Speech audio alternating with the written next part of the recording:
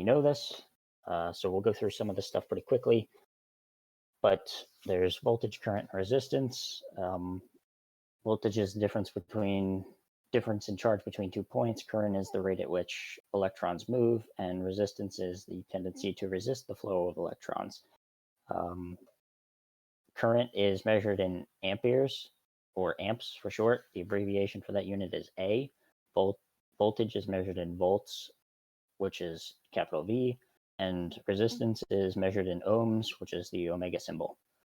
You can calculate any of these values using Ohm's law, which is what this triangle is here. The equation is V equals IR. The way to use the triangle is you cover up whatever you want to solve for, and then that gives you the equation. So if we're trying to solve for V, if we cover that up, we get I times R, which is V equals IR, which is Ohm's law. So that's right. If we want to solve for resistance, we can cover that up, and we get that is equal to voltage divided by current, which is also correct. So that's a little bit about Ohm's law and voltage, current, and resistance. And if at any time during this you all have questions, feel free to unmute and ask. So basics of circuitry, you have to have a power supply in order for there to be voltage and current. You have to have a load for there to be current. A load is just a component that uses power. In this case, we have a 9-volt battery in the circuit, and the load is just these 3 resistors. These 3 resistors are wired in series as opposed to parallel, which is the other way of wiring things. When you have resistors in series, you just add their resistance. So the total resistance of this load would be 18K ohms. Power is also something that's mentioned. Power is a measure of the amount of electrical energy that is being used. It is one way you can calculate it is P equals IV. So power equals current times voltage. You can also use Ohm's law in accordance with that to get all sorts of other equations with different variables. So as long as you know 2 of the variables, you can calculate power or whatever you need to calculate, just using algebra. Conventional flow, which is what most people tend to use and think of, is that electrons or that current flows from positive, so the positive side of the battery, through the load back to the negative side of the battery. That's conventional flow. That's not actually how it works. It actually works with electron flow, which electrons actually flow from negative to positive. But again, you don't really need to know about electron flow unless you're like actually making batteries or doing something that involves you actually knowing how electrons move. So we'll be talking about conventional flow anytime we talk about anything. It's just going to be conventional flow. So you just have to remember that it moves from positive to negative. That's how current flows. Breadboards, they are a great way to build temporary circuits. So we will be using breadboards for this project. So you definitely need to know how they work. You see there's a plus and a minus rail, and they run vertical here. They correspond to this 2 rails and these 2 rails. The plus side is all connected vertically, and the minus side is also connected vertically. They are not connected together. It's just all of these, this whole column is connected, and this whole column is connected, and this whole column and this whole column are connected. As far as the middle ones, you see this giant space down the middle that corresponds to this. So the row is connected all the way across except for that giant space. So row 1 is connected A, B, C, D, E. Those are all connected. And then F, G, H, I are all connected. And that corresponds to this. These are just metal strips that are all, like I said, connecting all of these holes together, or all of these holes together. So you will definitely need to know that for this project as well. As far as anything for the RC car, if it requires more detail, we will give more detail in that presentation. We're just giving a quick overview of Arduino and circuits and stuff like that, so people can be caught up to speed when we start talking about stuff for the actual lectures. As far as Arduino goes, here's a small introduction. An Arduino is a microcontroller. A microcontroller is a small computer that can complete a basic program. They can only run one program at a time. It has no operating system. It does contain all of the parts that a computer would have, but on a smaller scale. So it does contain a processor. It does have memory and long-term storage. And it has a collection of input and output pins, GPIO pins.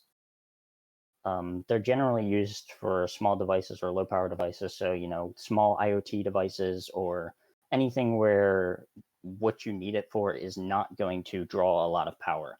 And they're very good for hardware control. That's pretty much what they were designed for. So the Arduino, like I said, it's a microcontroller board. It contains programming hardware, so you can actually upload a program to it. It lets you upload your own code, and it runs the code instantly. It's great. They're great for rapid prototyping circuits, and especially with use in breadboards.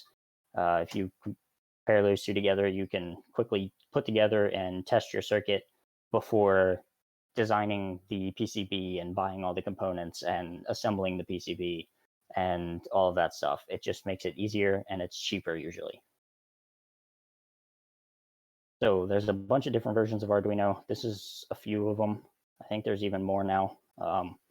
The Arduino Uno, the Leonardo, and the 101, those are all usually good for medium scale projects. So projects where you'll have a medium amount of sensors or other things that you need to connect to the Arduino and a medium amount of code. They have a small footprint, but not the smallest footprint. So if you want something that'll fit really small, you're going to want to use the micro, the nano, or the mini, which is the middle row. Those all have very small footprints, but they have less storage. They have less GPIO pins, and they're just generally smaller. So those are what we're going to be using for the RC car project. We're actually going to be using the Nano, more than likely, 2 of them. And then, again, the bottom row, the 2 on the right side, those are very large. They have very large footprints. They have, I think, double what the Uno and the Leonardo have. So they have double the GPIO pins, so that means you can plug more stuff into it. And their memory is a lot larger, so you can store a lot bigger programs. So those are great for very large projects where you have to interface with a lot of sensors or you have to have a lot of code. So a lot of people think Arduino and Raspberry Pi are the same thing. They're not. So yes, they're both computers. It's just one's more of a computer. So the Raspberry Pi is a full computer. It has a lot more processing power than the Arduino, and it's more general purpose, but it does have limited hardware control. The Raspberry Pi does not have protection, or it does not have very much protection in the way of hardware interface. So in that aspect, it's not good for it. So that means that you can easily destroy your Raspberry Pi if you're not adding your own built-in protection. So short circuit protection, overload protection, stuff like that. It's really easy to destroy your Pi if you're using hardware interface with that. Whereas the Arduino is great for hardware control, and it has a lot of built-in safety features that keep you from destroying the Arduino by either overloading it or shorting something like that. It's great for hardware control because it has those safety precautions. But again, it does have less processing power, and it has less capability in terms of software. So this is the hardware components of the Arduino Uno. You have a reset button, which just resets the entire thing. You have your ground pins, your digital input-output pins. The USB is for uploading your code and or powering. There's an external power barrel jack connector so that you can plug in an external power source if you do not want to use USB. There's the 3.3 volt pin and then the 5 volt pin. Those are just provide a constant 3.3 volts or 5 volts. There's another ground pin, and then you have your analog pins. And then here is the microcontroller. So the digital pins and the analog pins are different. Digital pins take and send out digital signals. whereas the analog pins take and send out analog signals. Technically, they can do both. It's just you usually reserve the analog for analog signals and the digital for digital signals. This is the Arduino Nano, which is what we will be using. This is the pinout for that. So as you can see, it's much smaller. Obviously, it's a little blown up, but it's definitely much smaller. It only has the USB port, so there's no external power supply that you can use or anything like that. You can only power it via the USB port or the V-in, which is a little bit more risky. But it has 13 digital input output pins, and then it has 8 analog pins, so it has less of those pins.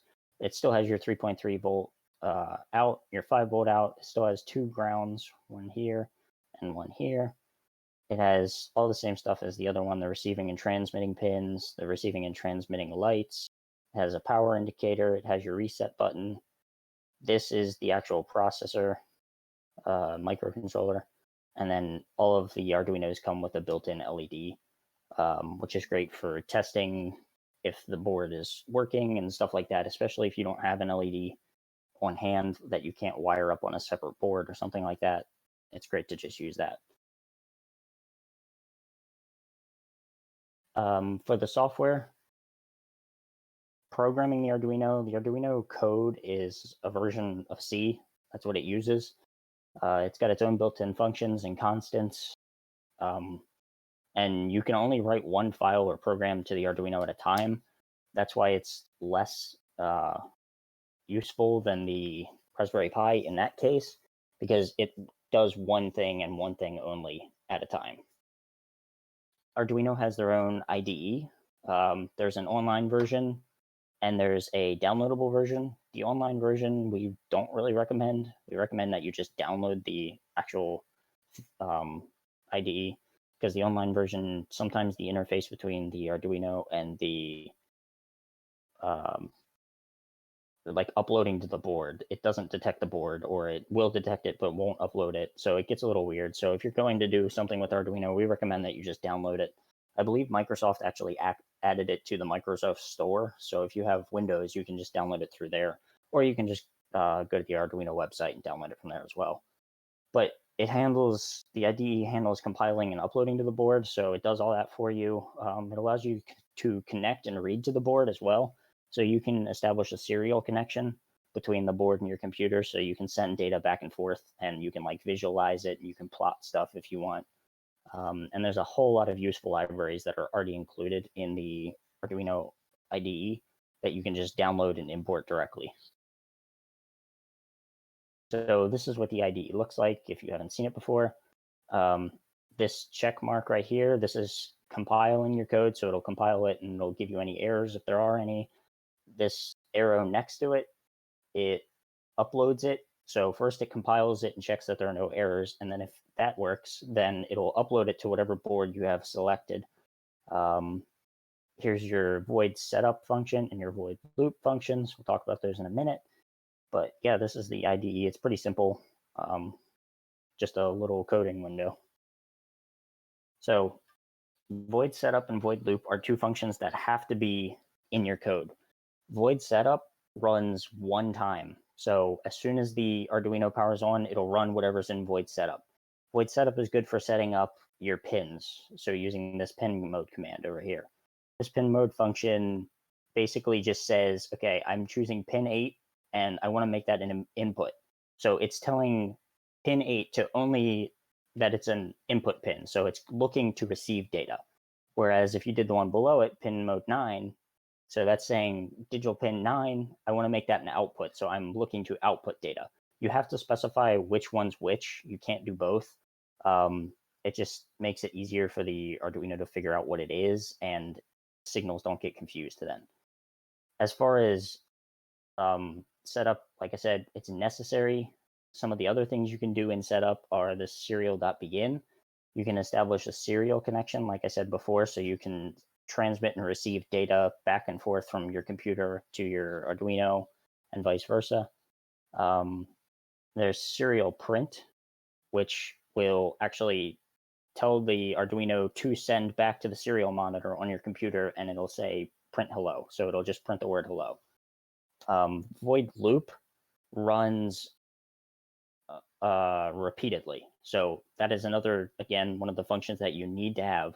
That is where your main code will go. So in void setup, you're setting up your pins and setting up your serial connection and stuff like that. In void loop, that's where your main code will go. That's what will actually be run continuously. So as soon as void setup is done running, it starts running void loop, and it runs that until the Arduino loses power. In void loop, you can do stuff such as the print hello. You can have it print hello. You can digital read.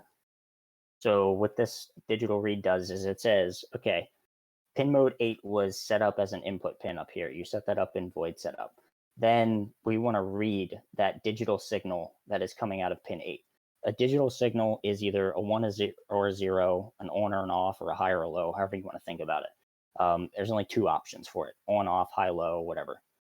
And so that's what that does. Then there's digital write. So digital write also does that, where instead of reading whatever the value is, it will write to the pin. So this is going to write pin mode 9. If we put high instead of out, that would be turning it on or setting it high. So that can only write either high or low, 1, 0, on, off, whatever you want to think of it as. Whereas analog read is without changing the reference voltage, which we won't get into right now. It reads based on a voltage of 5 volts. So it's either a value between 0 and 1024. So that'll read any value in between 0 and 1024. And that allows you to read analog signals. So like if you have a potentiometer, or if you have a photoresistor or something like that, some analog device, that'll read those values exactly. An analog write does that same exact thing. It'll write an analog signal. So instead of giving, either high or low, on or off, you can specify how high or how low you want the thing to be. The delay is delaying in milliseconds. So delay 1000 will pause the program for 1 second, and then after that 1 second is up, it will continue to run the program. The millis function returns the uptime of the Arduino. So it'll return how long the Arduino has been running for. And it keeps track of that for a while, and then eventually it runs out of space and will reset back to 0. But again, it returns the time that the thing has been running for. So here's just a quick example of using some of these functions. This is one of the examples that you can download straight from the Arduino IDE. I'm sure most of you have seen it before. If you've ever used IDE, this is like the first thing you test just to make sure your Arduino is working. So void setup, again, runs first. It's going to set up pin mode LED built-in. LED built-in is a constant. It's usually tied to digital pin 13, which is tied to the onboard LED that we discussed earlier. And then output is just deciding that it's an output pin, not an input pin. So you're looking to send a signal rather than receive one. And then void loop will digital write the LED pin high, so it's going to turn it on. Then it's going to wait 1 second. Then it's going to turn it digital write it low, so turn it off. Then wait another second, and it's just going to keep doing that until the Arduino loses power. That's all this code does, is turn it on, wait a second, turn it off, turn it on, wait a second, turn it off. That's all this little example code does. And again, you can find this in the libraries that are pre-installed on the Arduino IDE. So this is an example of using a sensor, input sensor. So the sensor pin, you just defined the analog 0 pin as sensor pin, and then sensor value, you just initialize that to 0. So pin mode sensor pin, so pin mode for A0, because you define that up here, is now an input. So you're defining the analog 0 pin as an input, and then you're also starting serial connection between the computer and the Arduino. So in the void loop function, which will run continuously, it analog reads the sensor pin. So it's just going to say, okay, I want to get that value that sensor is reading. So let's just say it's a photoresistor. Then it's going to read the value of that. It's going to return it, and then serial print will print the value that it got at the time that it recorded it, and it'll print that to the serial monitor. And it's just going to keep doing that until, again, the Arduino loses power, because that's the only thing that this code does. Those were just some example codes. We'll get much more in-depth into a whole bunch of other stuff later in the semester once we really start getting into the RC car project. If you want to play with Arduino, there are tons of little things you can do. If you don't have an Arduino, you can use, I believe it's called Tinkercad. They have an Arduino simulator. So if you ever need to simulate a project or whatever, you can actually wire stuff up to a breadboard and to an Arduino, like a virtual Arduino, and then write code and see how it interacts. But as far as that goes, that's all I had on the Arduino introduction stuff. So now getting into the RC car project. So we will be running the RC car project. So the way that'll work is every other week, so every time we hold a hardware GBM, we will be adding more and more onto how you can build this RC car. We invite you all to build along with us. It's great for hands-on experience, and you get to make your own RC car.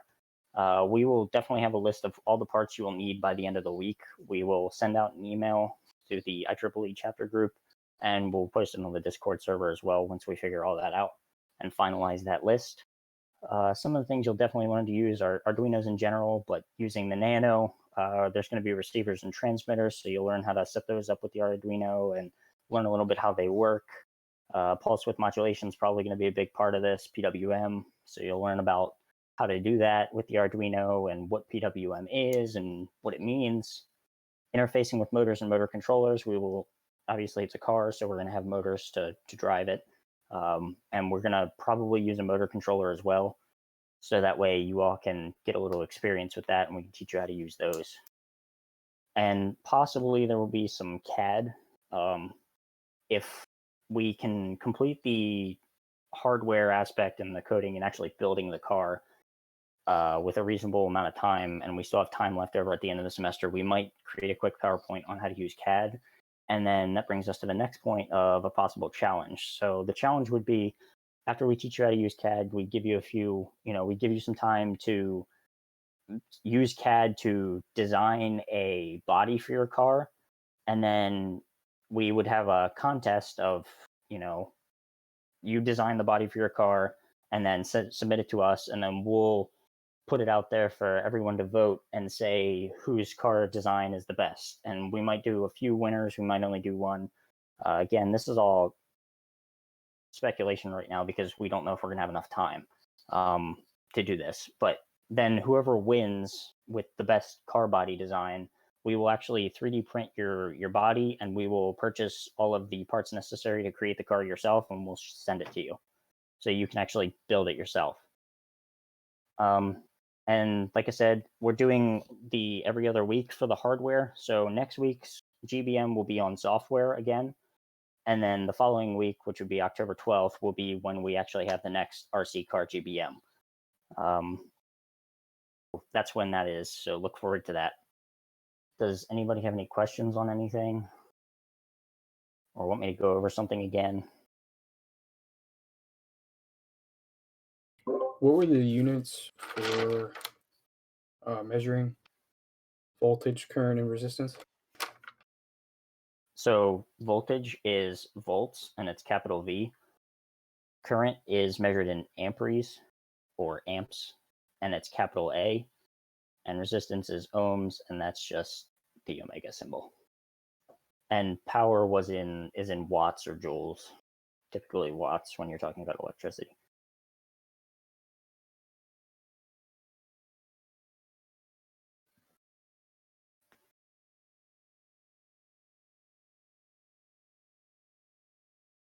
Anybody else have any questions? Or any comments they'd like to make on, or suggestions that they would like to make about how to how to do the project or things they'd like to see done with the project? Nope. All right, well, I'm going to go back to this. If you have not signed in yet, please do so using the QR code or using this link. These slides will be posted in that link that I sent out in the email. They'll be put in that folder, so you'll have access to them. If anybody has any questions or whatever, they can stick around to ask them. I'll be sticking around till 1 to answer questions and whatever. So if you want to hang out, you can hang out. If not, that's the end of the lecture. And thank you all for coming.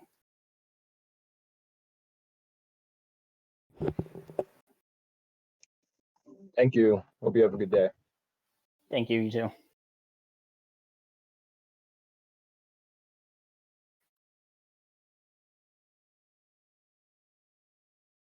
October 12th. Yep. Cool. I feel like the first thing we're going to do is push out what transceivers and boards we're going to use so that we can get that cleared up. And as soon as we push out the transceivers and boards, it'll be a lot easier to... that one I think should just maybe be mainly the transceivers. It's going to be interesting. Yeah. That one, if we get the information out there soon enough, everyone can ask plenty of